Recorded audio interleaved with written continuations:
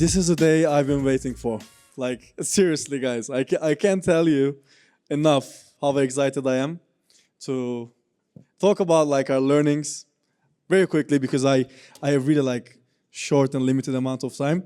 So I'm gonna keep it quick and then I'm gonna cut to the chase, to the exciting part, right? So let me tell you about what we did in the last couple of months, years, what the challenges were. So I think the first thing that I honestly need to admit, we've tried many different things. Like we've piloted so many different stuff.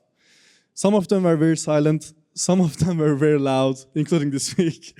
But in the end, I would say we've learned quite a few stuff. Like the first thing that we learned as the gaming team is that gaming might be the best adoption tool for blockchain. Like there is no doubt. And when I talk about gaming, also think of gamification. Like if you think about any big dApp today or any big product today, like in Web2 in general, you will realize gamification is playing a big part.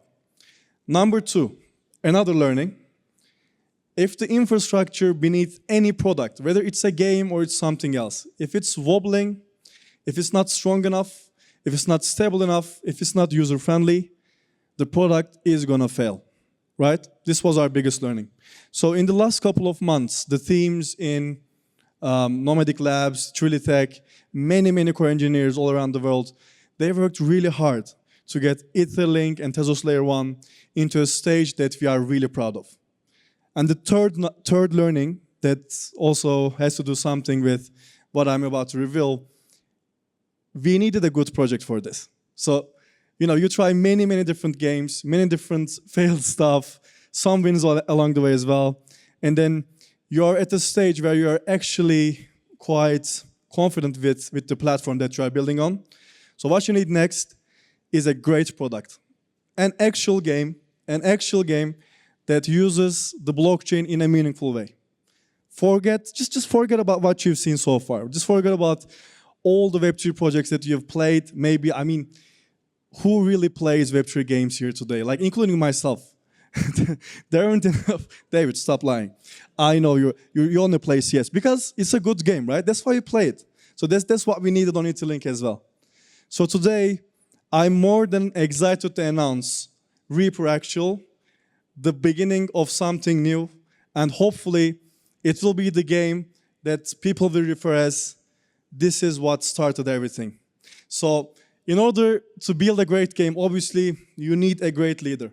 That's why I'm more than happy to introduce you and welcome to the stage John Smedley, the ex-president of Sony Interactive, the great mind behind many games. Give me some round of applause. Thank you. All right, that was a better intro than I'm probably going to deliver on here, so we'll see. Today is a coming out party for us. I am John Smedley. I'm the CEO of the company Distinct Possibility Studios. And that is the first time we have ever shown even our logo in public. We've been in stealth for 2 years. Couldn't be more excited than to be here at TezDev, sharing the stage with Efe and the team here at Etherlink. It's been an amazing experience, and I cannot wait to tell you more. So, our new game is called Reaper Actual. And we are excited to announce that Reaper Actual is going to be exclusive to the Etherlink blockchain. And it is going to be awesome. So as fun as it is to talk about the game, I'm very fortunate enough to be working with an awesome team. We're based out of San Diego, and even me when I come here to con, it's gorgeous. Even though our weather is like this, this place is beautiful. So it's very exciting to me to be able to also premiere our trailer for Reaper Actual, and the director Joe Rubino's sitting there, and you'll get to clap for him after. So without further ado, this is the public unveiling of Reaper Actual, and I can't wait to share it with you.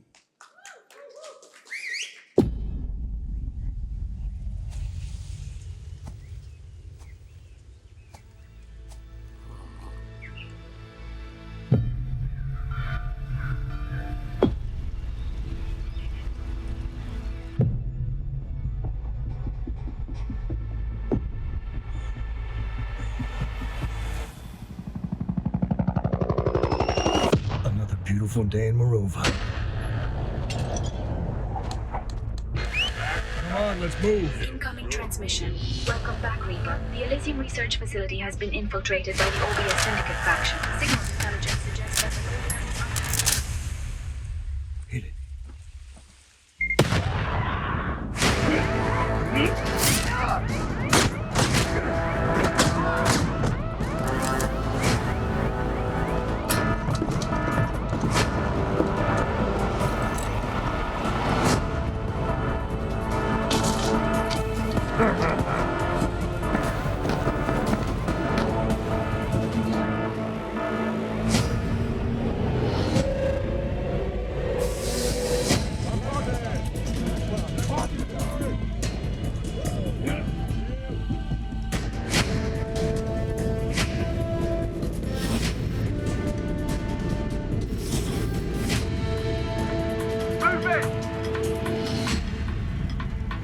bounty mission accepted. Initiate base raid. Moving in. On your 6. Breach it.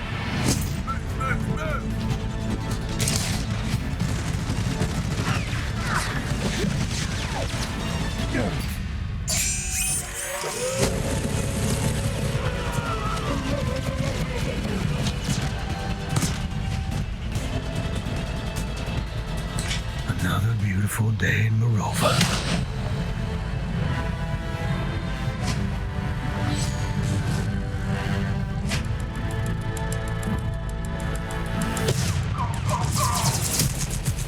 Welcome to Morova, Reaper.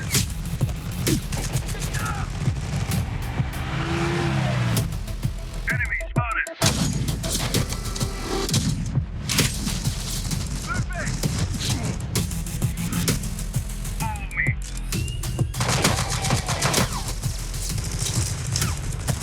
Need backup.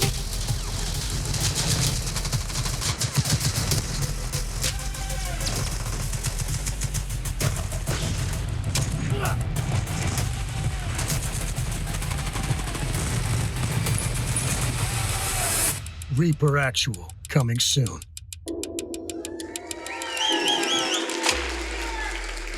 Thank you for that. Joe did an amazing job. And the work that you see there is also reflective of a team that's been doing this for over 2 years. I've been doing this for a long time myself, over 36 years now. And gaming is really my life. It is what I love to do. And the other thing I really like about gaming is the opportunity to build entirely new kinds of games and bring them to the world. Distinct Possibility Studios wants to make big games. We want to make games that, millions of people play. Now, what is Reaper Actual as a game? So Reaper Actual is a open world persistent shooter. So what does that mean? Well, if you take a game like Escape from Tarkov, put it in a massive open world on this beautiful island in the Mediterranean called Morova, and then you add in player-owned bases with real locations in-game and Rainbow Six Siege-style base raiding, you would have the beautiful game that we call Reaper Actual. Now, as I said, Reaper Actual takes place on the island of Morova, and actually, we're revealing parts of it at a time, and this is what we call the North Island. That's about 25% of the landmass of Morova as a whole. It is huge, but it's also beautiful. So Morova is covered with all kinds of different biomes, like the forest biome here. We have a beautiful beach biome. We also have mountains and caves. We have everything that you could think of that you'd want in a massive open world game. We also have cities. This is Alaria. It is the largest city ever put into a first-person shooter. And the coolest thing about it is, look at all those places for cool bases. In our game, players can actually own property. They own bases. They can own them with their friends. And so you'll see apartment buildings that players can buy apartments in and fortify. It is awesome. Everywhere on our map are places where bases can be. And our players are able to build these things up, but they've got to defend them. So some other locations. This is our airport, the King Alaric Airport. It's unlike most airports. It's absolutely huge, but it's also got all kinds of wonderful spots, if you're like me, to snipe from. And you can actually, get up those ropes there and quite literally be from bottom to top with an ascender that makes you feel like a tier 1 operator.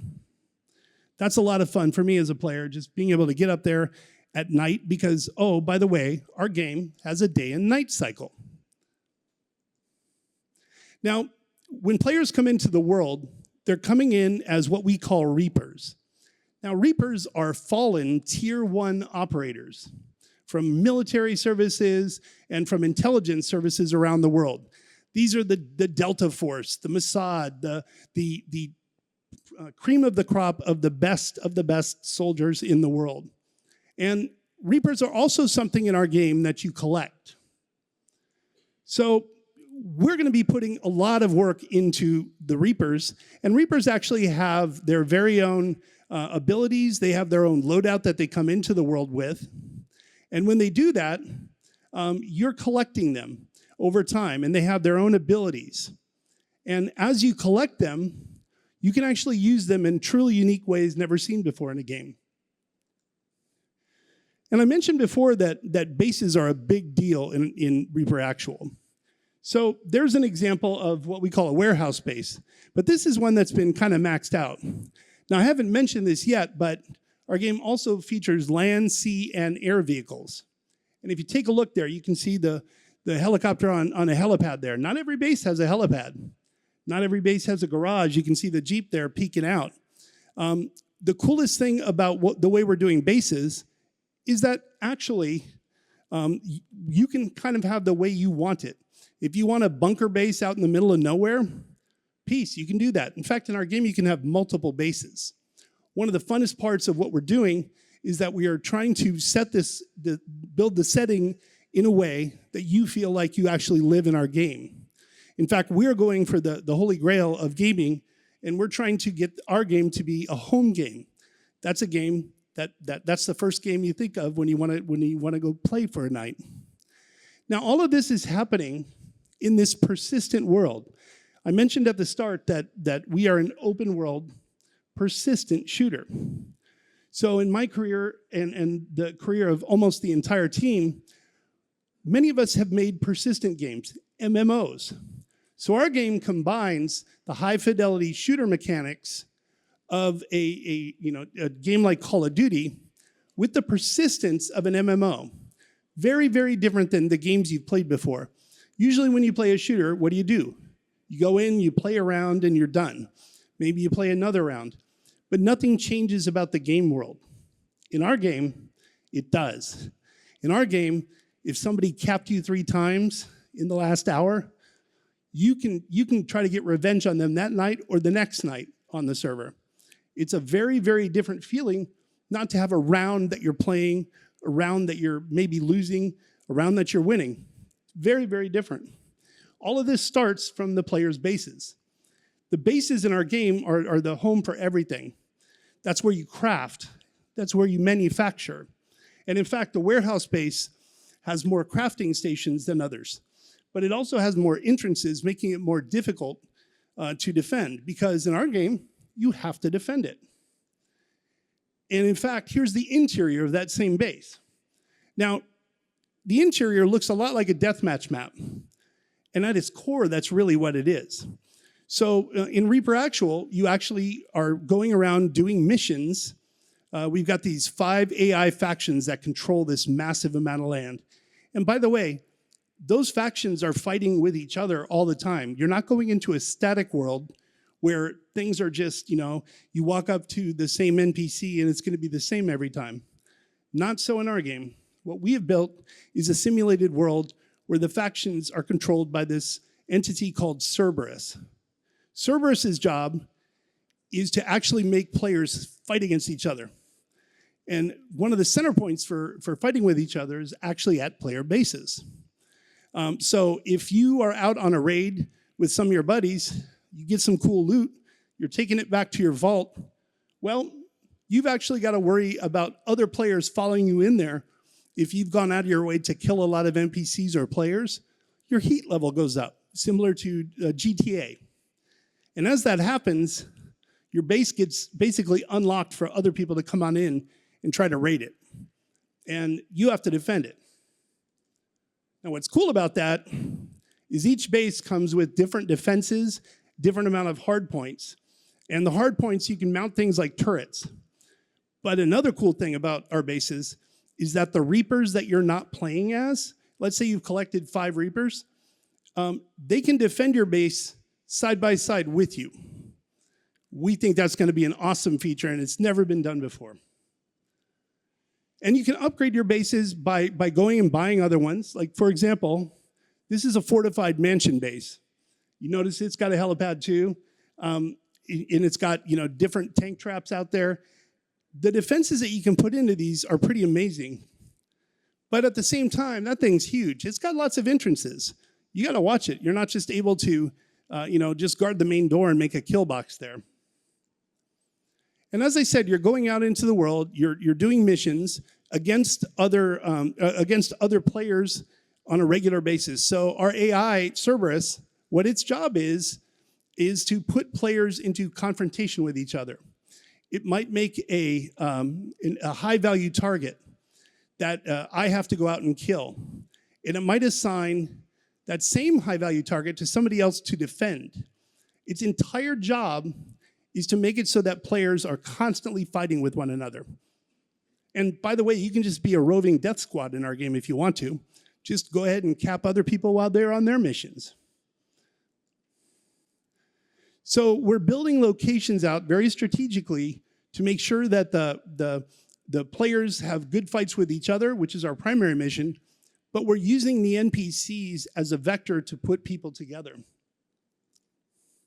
And you can't do that without vehicles. In our game, vehicles are a big deal. There are land, sea, and air vehicles that players can own. They can also tune those things up in their bases.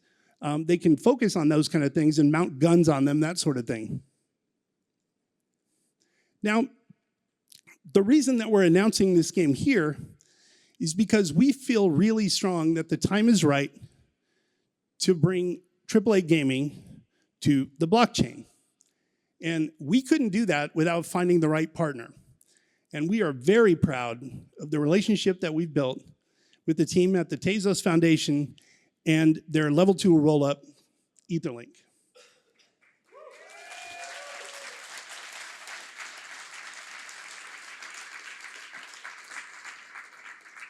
Now, one of my favorite things about Etherlink is their tagline, which I think is awesome. Play, own, trade. What I like the most is that first one, play. And for us, it's all about the game, but we see blockchain gaming as being in a state right now that it could be a lot better. We're looking to make a AAA entry into this space. And we're looking to do it our way, and we found a great partner with Etherlink in that. So why do we like Etherlink and Tezos? From our perspective, the best thing about Tezos is that it's built and designed to evolve. So Etherlink runs as an advanced rollup on the Tezos chain, which in our opinion is the best of the best in terms of things to build on. We see a lot of other chains out there, but we wanted to work with them because the ethos that they put out there is the same ethos that we have.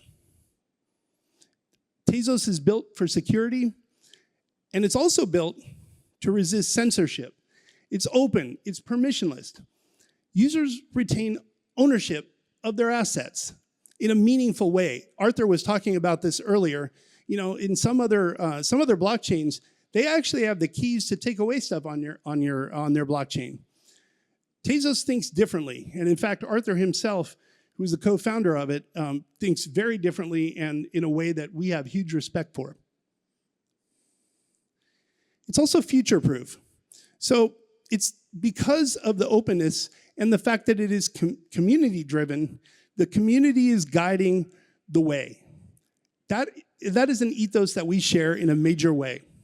From our perspective, community is everything, which is why we wanted to do this at TezDev, which is all about developers. And we are going to turn our players into developers as well. So it's fast, it's fair, and the thing that is probably going to be the most exciting to our users is that it's also very nearly free. And that is an important thing to us. Our belief is that our mission is to make an awesome game first. And when it comes to the blockchain, I'm sure a lot of you are aware that typical Web 2 gamers are very resistant to doing anything on it. They see it as scammy. They see projects before as just get-rich-quick schemes. Well, we don't think that way. And neither does Tezos and Etherlink. Now, before I get into the functionality that we're actually bringing to the game, what I did want to touch on is sort of the most important thing to us. Our mission is to make an awesome game first and to build an ecosystem that lives both inside and outside the game. And because of that, we're taking a very interesting approach to this. The way we're doing this is that Web3 functionality is actually optional in our game. We will be on Steam and we will be on Epic with no crypto functionality whatsoever. But we will be on our website. We are going to enable full functionality of the blockchain there. Now, why are we doing it that way? Here's the simple truth. There's not very many people gaming on Web3 right now. That's just a fact. We plan to bring millions and millions of people into Reaper Actual in a very short period of time in a way that you just don't see with typical Web3 games. We're starting to see the emergence of other high-end companies making games for it. We chose to partner with Etherlink because from our perspective, they are good with the way we want to approach this. They agree with us. Let's bring the Web 2 players into the Web 3 environment the right way. And that right way is by doing it fairly and by making them a part of it. So the single biggest thing that we're going to have is an awesome Web 3 marketplace and a wallet that's non-custodial, powered by our friends at Sequence. And that functionality is designed to allow players to buy and sell things that they obtain in the game. Now, the stuff they obtain in the game, they can make, they can craft, like I mentioned. They can also find it on high-end raids, but nothing that you can buy or sell is going to make the game unfair. None of that is going to make our game what we call pay to win in our industry. It is still a skill-based shooter. That's never going to change. What we are allowing, though, is amazing customization, using skins, using things that players can make. And in fact, we are leaning very heavily into the idea of players as creators, which I think is an amazing symbiotic relationship with Web3 in general. And the idea of decentralization is a wonderful piece of the ethos that is Web3. And what we want to do is we want to make it really cool. So players can make, you saw those operators? Players can make those. The bases, players can make the interiors for those things, and they can make them incredible. And then they can sell them to each other. We want to see our users as creators in a big way. In fact, it would be great if they made 90% of the stuff. And the reason that I think that's great is that we want to open our games to modability. So I mentioned that they can make stuff, but they can also mod our game in really meaningful ways. The way we're going to let them do that is really cool.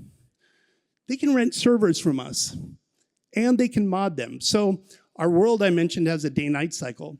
If you want to rent a server from us, you can make it so that the day-night cycle is just day all day long if you want to. We have weather in our game. Well, let's say you want to make a dark and stormy server. Great, you can do that. But we're going to let them do a lot more than that. We're actually going to let them build completely new gameplay that has nothing to do with what we made. So somebody could make a battle royale game on top of Reaper Actual. And the fact that they can rent servers, we're going way more than into that.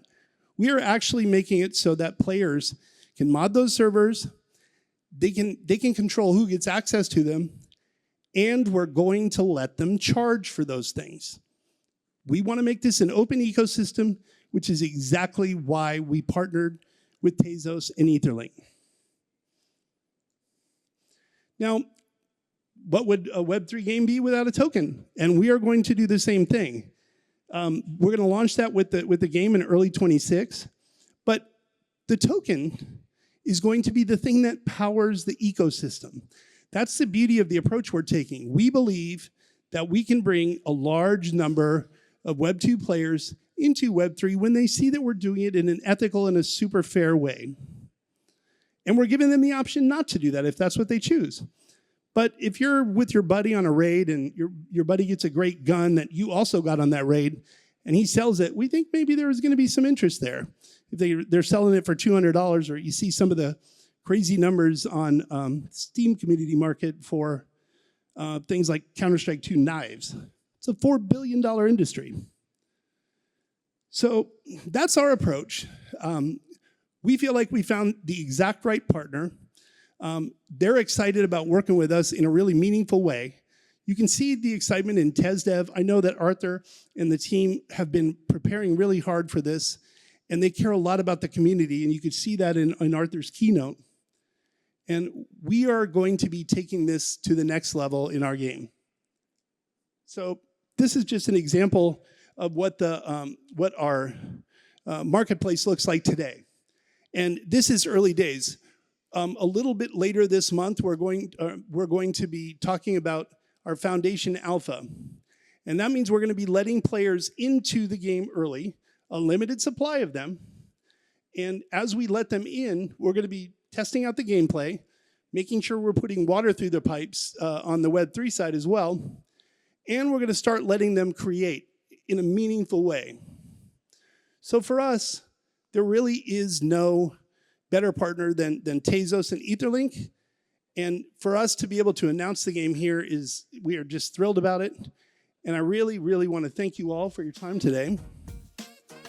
And thank you all for listening. Take care.